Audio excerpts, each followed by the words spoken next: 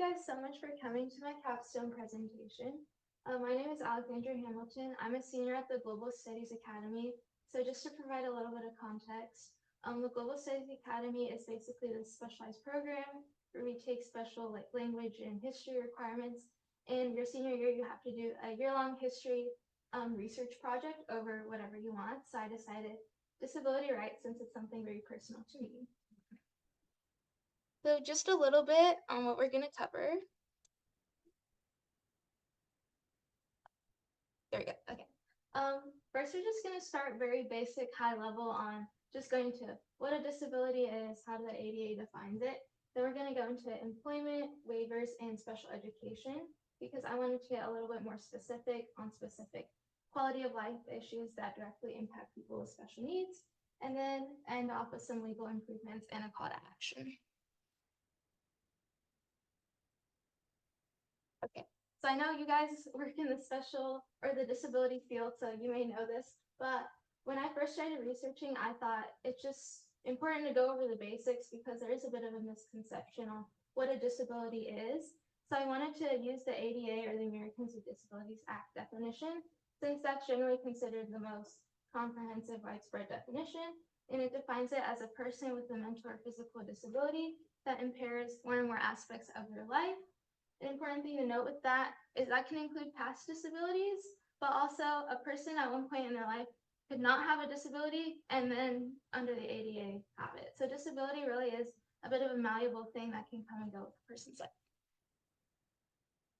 I wanted to talk about some issues with classification because if people don't understand what a disability is, how can we advocate for better legal improvements? So a lot of people just have this misconception that disability is something visible. So they naturally just are drawn to wheelchair, crutches, something like that. But that's not true at all. Obviously, there are a variety of mental disabilities. And another issue is that the same disability can manifest itself in different ways with different people. So they may think, oh, my sister has autism and she's not like you who has autism, so you must not have it as well. And obviously, it's dangerous to draw that conclusion because we're undermining that person's experience. So us as a public need to just leave it up to that person and medical professional to diagnose it because it's really not up to us to undermine their experience. And I wanted to start with the ADA definition because there is a bit of a legal variation depending on the waiver you're applying to or certain programs. They may only target a specific aspect of the disability. So that's an important consideration to me. Okay, so I wanted to provide a few examples.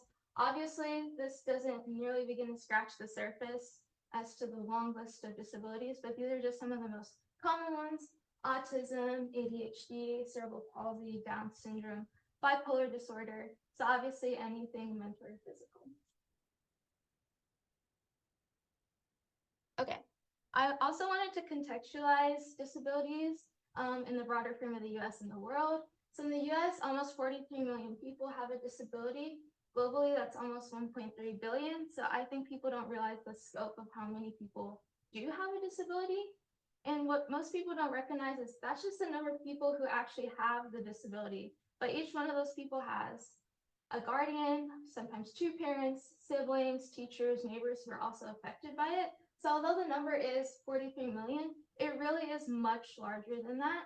And so we have the potential to impact so many people's lives with disability legislation change. And another thing I wanted to note is the disability community is considered a minority community. And in the public, when we think of minorities, we may think people of color or women, but these are also people who deserve to have their experiences recognized and have awareness months and things like that. So this is definitely an important and wide-reaching community, and it's not something that we should overlook. Okay, so since my project is centered around legislation change, I wanted to go back and recap some of the history about legislation that's occurred to kind of show how far we've gone, but also how far we can go as well. So the first thing is the Fair Housing Act. Originally, it did not include disabilities, but the amendment did, and it basically protects against discrimination if you want to get a mortgage, receive rent, things like that.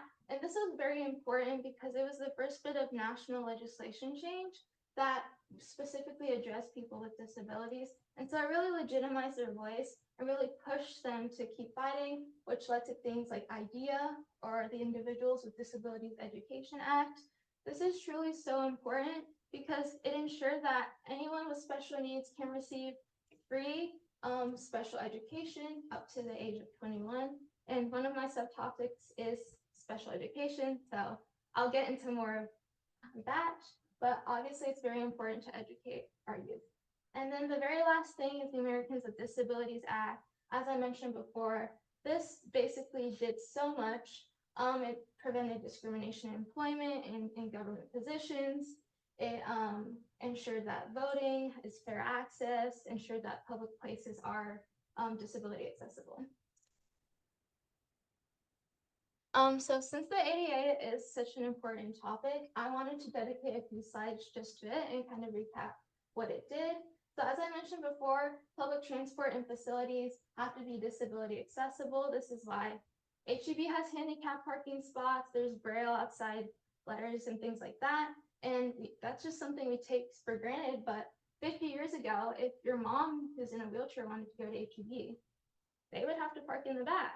That's something that we shouldn't take for granted. And I think it's really important to recognize how far we've come, because obviously it can be easy for me to stand up here and say, oh, look at all the issues we have, but we've also made so much progress in the last 50 years.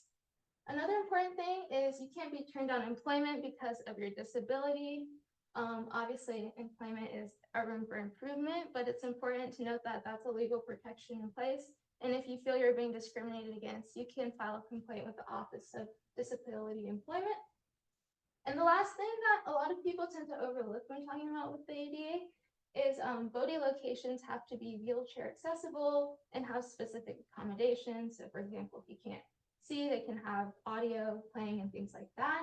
And I would argue this is one of the most important things the ADA did, because now we can legitimize people's voices in a specific election setting, right? So we can vote for people who are going to support disability rights and perpetuate the change that the ADA already did. So this is something that's very important.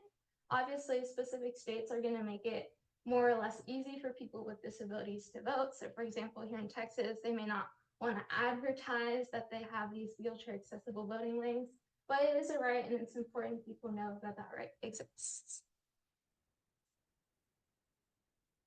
Okay. Obviously the ADA is not perfect, so I felt it's important to provide a bit of a comprehensive perspective when analyzing it. The first thing that I found through my research is that although the ADA does define things like you can't discriminate against someone if they have a disability, it can be hard for employers to kind of know what that means. So they may want to employ someone with a disability, but they may not be sure how to go about it. And vice versa, if someone's seeking a job and they feel discriminated against, oftentimes they may be unsure of how to file a complaint. And then if they do, it may take years and be super complicated. So although things are outlined, the execution obviously isn't as great. That kind of ties into my second point with lack of enforcement. So let's say you go to Walmart, they have no handicap spots. You may want to file a complaint, but then it's going to take likely several years by the time you file it to when it actually becomes a reality. So although the provision is there, the actual enforcement is quite slow. And then another important thing is reliance on state-backed initiatives. So it's really up to each state to enforce the ADA. And so places like Texas may be less willing to do that because they want to undermine people with disabilities' voices. So the ADA sets the provision, but it's really up to the state to let their citizens be aware of it and encourage it.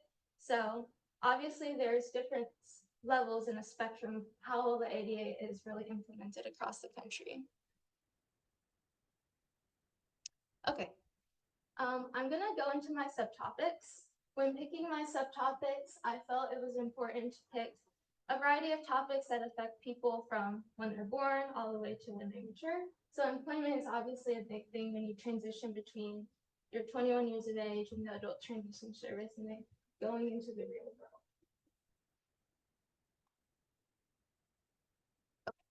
So as I'm sure you can assume, disability employment is not what the has the potential to be. So nationally, the unemployment rate is 10.3%. It's almost double for people with disabilities. And I know when I was researching, I thought it would be more than that, honestly. But what most people don't realize is a lot of people do work, but they don't work to their full potential. So what do I mean by that? Most people with disabilities do not have full-time jobs. They have a lot of part-time jobs. So although we see this percent, we think, wow, we're doing so great. So many people are employed. Are they really employed to the best of their abilities? Are they really contributing to society in the way they can make the most impact? Generally, the answer is no with that. That kind of goes into my second point. 30% of people work part-time, whereas that number is only half. So how can we expect our people with special needs to be sustainable members of the community and make their lives for themselves when they only make half the wages of everyone else, right? So we're in a way creating this cycle where they have to rely on the state for support, but then the state doesn't want to give the support. So then we have this gap that perpetuates over time. And another thing I want to talk about is the 14C program. I know this program isn't used in Texas and it isn't receiving a lot of national attention, but when I did my research, I thought it was actually quite interesting.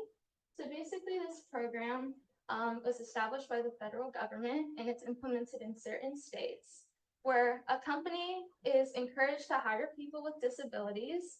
In exchange for that, the government will pay them a certain amount of money that they decide, and the employer can then pay the person with disability less than minimum wage. So they've determined that because I'm hiring you, my production is lower, I'm not outputting as much as I can, so I'm going to pay you less than minimum wage, and then the government is basically going to subsidize the difference. In theory, this is pitched as a great idea because it's encouraging people to hire people with special needs, right? And yes, there was a net improvement because obviously it doesn't cost them as much. But the issue with this program over the long term is that high functioning people with disabilities are roped into this program where they definitely could be making more than minimum wage. They're not costing the business as much as they make it seem. And once they're in the program, it's really hard for the business to say, you know what, we're going to stop paying you $4 an hour. Now we're going to pay you $10 an hour, right? And so you kind of just perpetuate this cycle of, I finally got a job. I'm doing what I've always set out to do, but it's once again not a livable wage, and it's really hard to break that cycle. So I know the ARC nationally has a really big campaign to end lower than minimum wage employment. So that's something to think about, even though it may not affect all of us directly. It is a program that many would argue should not be in place. This is an infographic from the Office of Disability Employment to just kind of show the disparity between our neurotypical and disabled counterparts. Obviously, the labor force is much higher, or the percent of people working is much higher if you don't have a disability. So obviously a lot of room for improvement. All right, so we've established the problem quite thoroughly. Now it's time to talk about some solutions. So the big thing and the difficulty is that our people with disabilities have the potential to be high functioning members in a company or a business, but how do we get them there?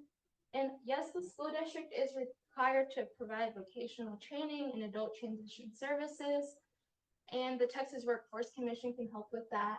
But obviously, there are some discrepancies between what they're required to do and how well it's actually executed. I know personally, a lot of people at my school or in other schools in Fort Bend are in the program, but they really don't get the opportunity to go in the community and actually experience that.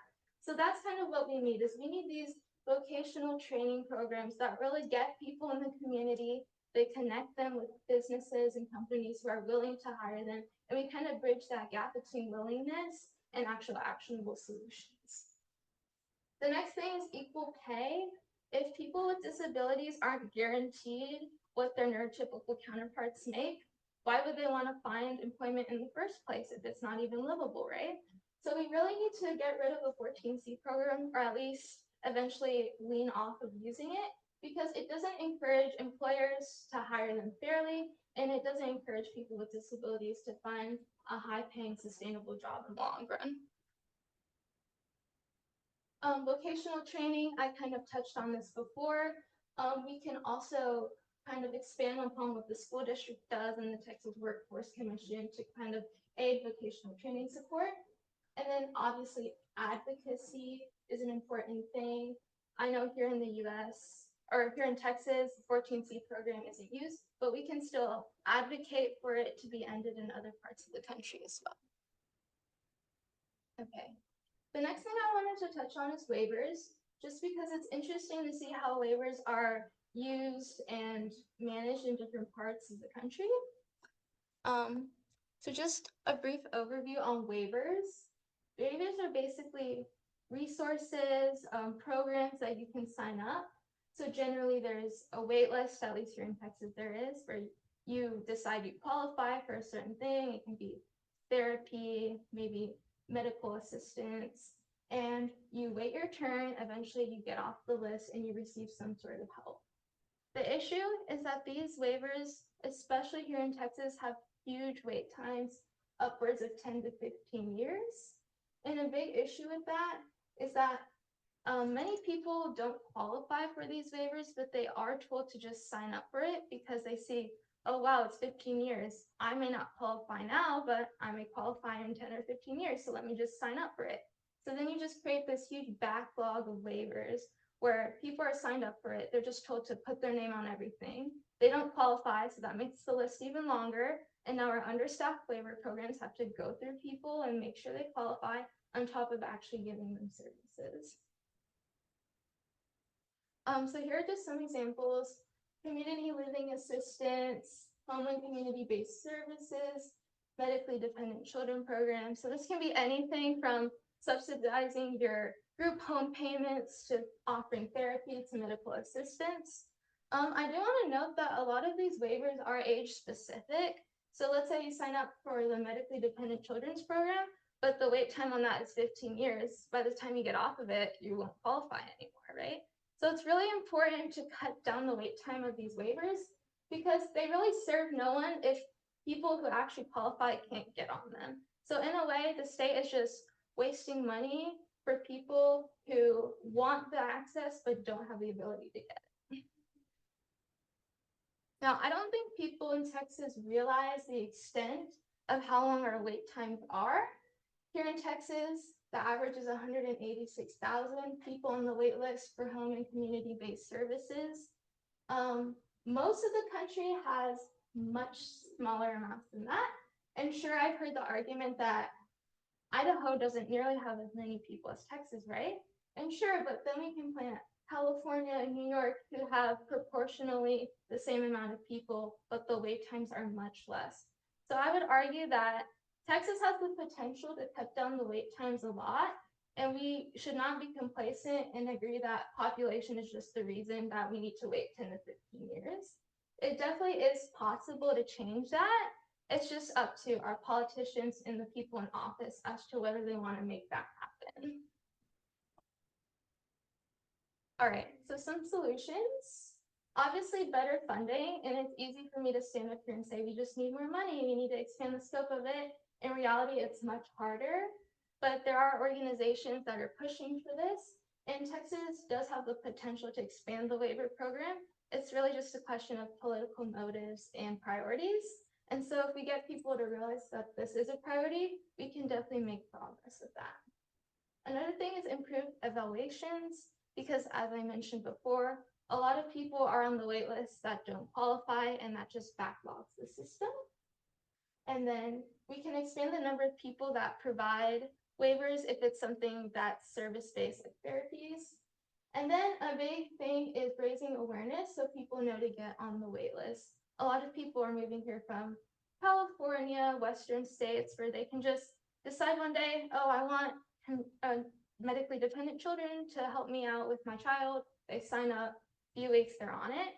But what they don't realize when they move here is that you're gonna have to wait 10, 15 years. So if you wait until your child's 18, you're gonna have to wait another 20 years before you can ever receive services. So this is a bit of a short-term solution, but it is really important to raise awareness, because if you put your child on the wait list as soon as they're born, you're cutting down so many years and so much money and time that you otherwise wouldn't have. Right. And my last subtopic is special education. I wanted to go into this a bit further because I see the special ed classes at my school, and I've always kind of wondered how well executed is special education in our public high schools.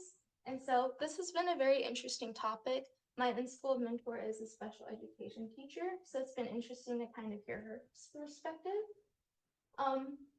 In terms of schools, kind of similar to the waivers, obviously most special education classrooms are understaffed. So you have people like my mentor who is funding a lot of the things she needs out of pocket. Another thing is that compliance and standards are a bit variable throughout the district, and I'm going to kind of expand on that a bit later. But a lot of school districts aren't held to the standards that they should be regarding testing and services and things like that. And a big issue in recent decades is that Texas isn't allocating as much funding as it should for public schools. And this is important because private schools are not required to offer special education services to people with disabilities.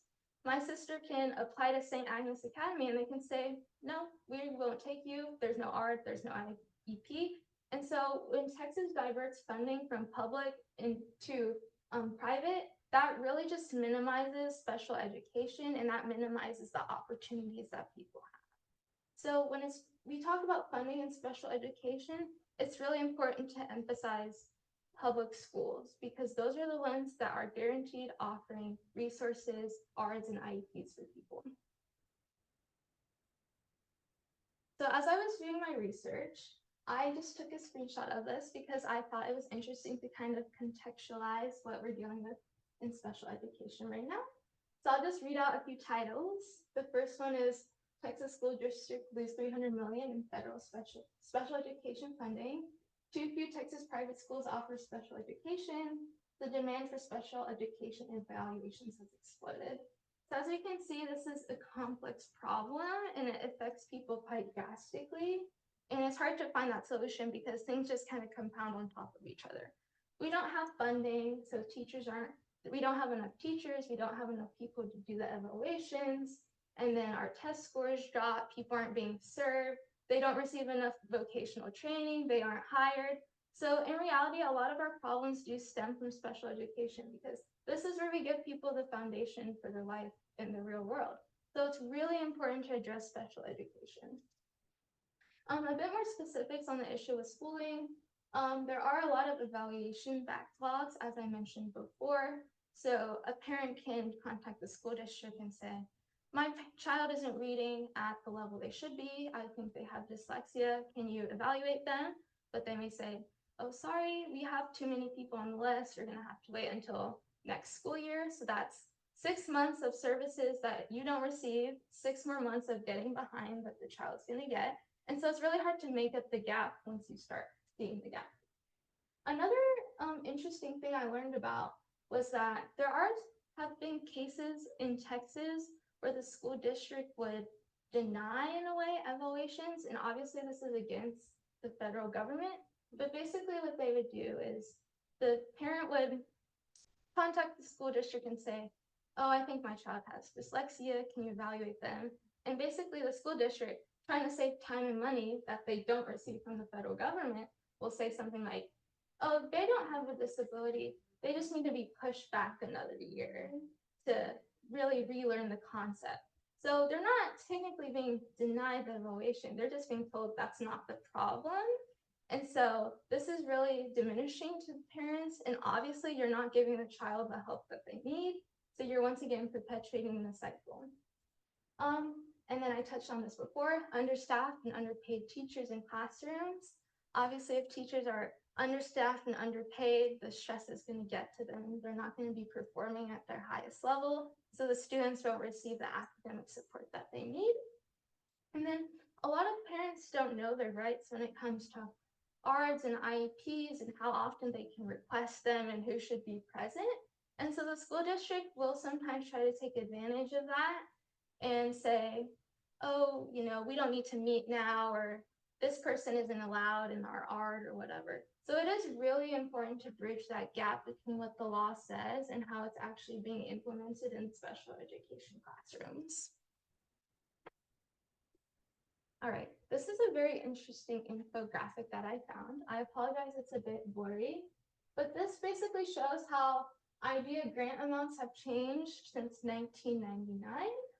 IDEA funding is a very complicated topic, and I got really in depth, and I still don't even fully understand it myself.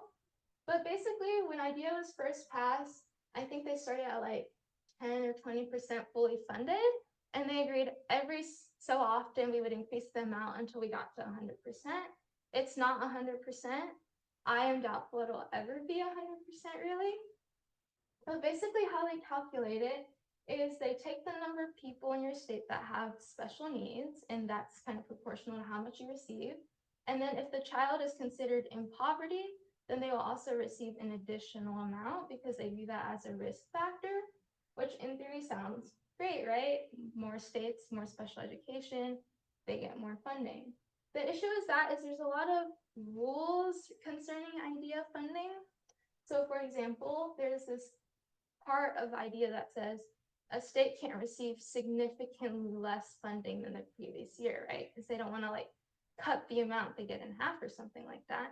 But what that does is these small states who realize that they are receiving too much funding basically are continually getting equal amounts of the same amount of funding. So they're basically giving more money, and the amount can't be cut quick enough. And so they're getting all this money, and states like Texas, we need it, aren't being giving money soon enough. So that just widens the gap between the minimum and maximum amount. And then when we're talking about the number of people with special needs in the state, this isn't recalculated as often as it should. So people are moving into Texas much quicker than IDEA is able to identify.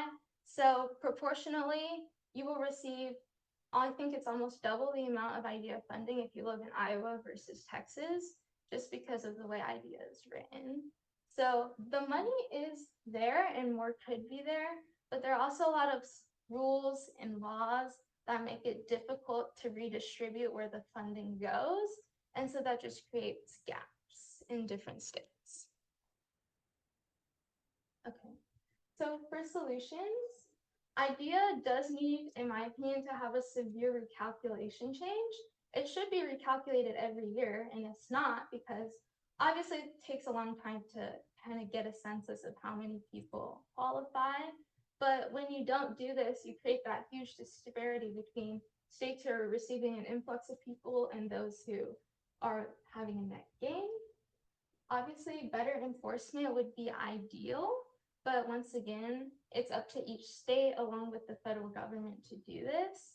And it's hard to do enforcement when we have so many small school districts, so many different pieces and people it has to go through. And then once again, emphasis on public education funding.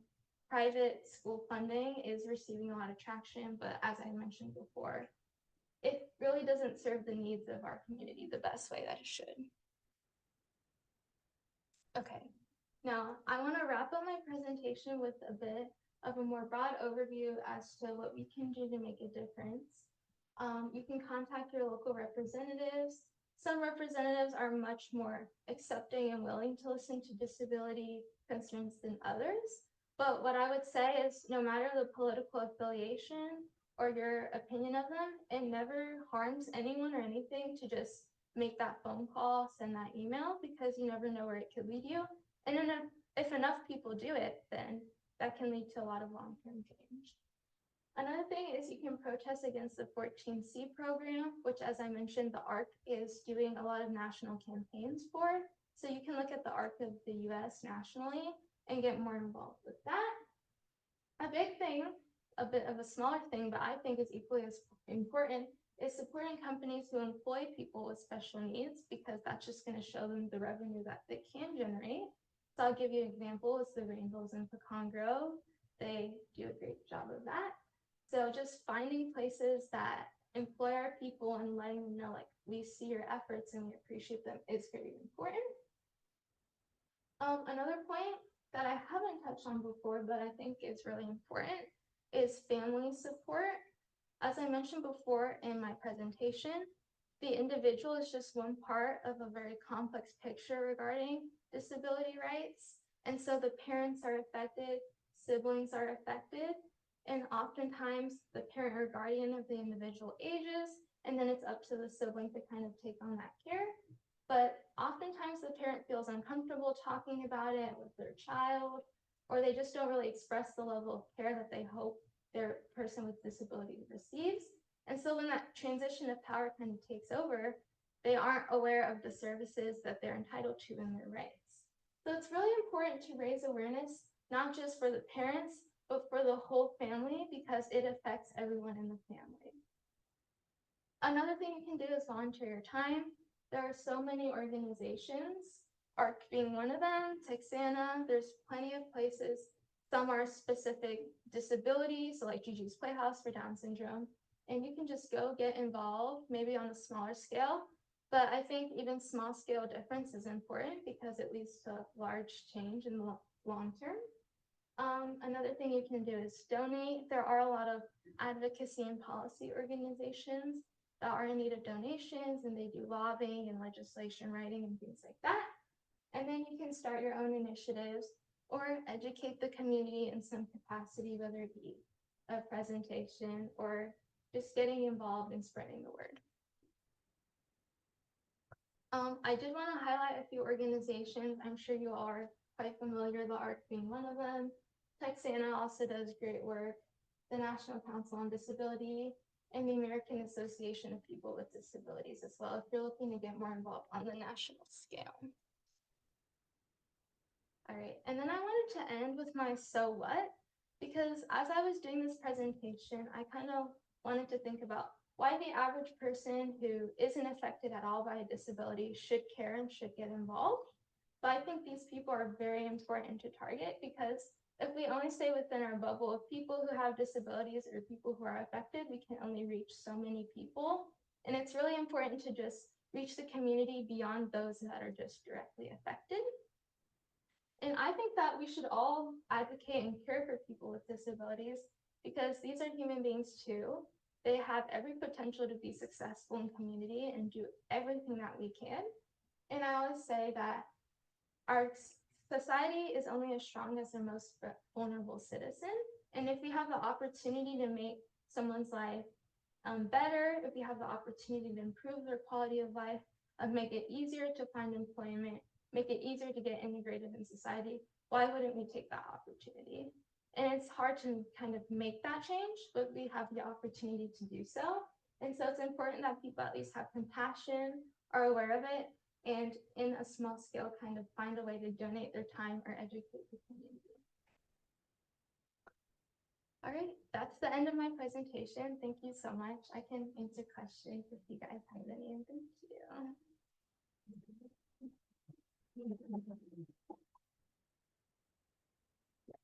Or other countries, do you have any point references from other countries, how they do things, if it's better or for worse? I know when I first started, I was thinking more globally. It's just hard to find data and information on some places because there's a lot of political instability, right? And if they can't help their neurotypical citizens, much less are they going to be able to help people with disabilities.